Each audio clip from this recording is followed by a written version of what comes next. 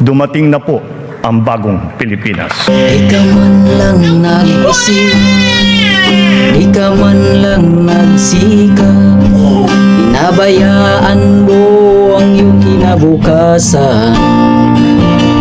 Pagkaganyan,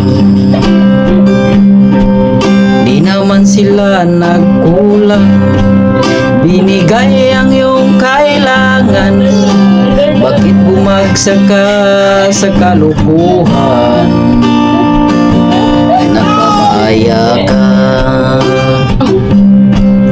lagi kang naglalasing, magulang mo'y di pinapansin. Nais lang naman nila ay sa iyong kabutihan. Magbago ka, magbago ka,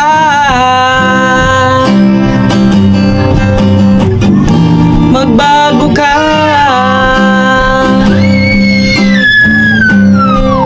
Kung lalagi kang ganyan, kay walang pupuntahan, baka umabot ka hanggang sa kulungan.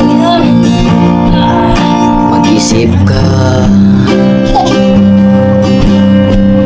di ka ba naaawa sa iyong mahal na amatina? Nabibilang na ang kanilang mga araw. Magbago ka,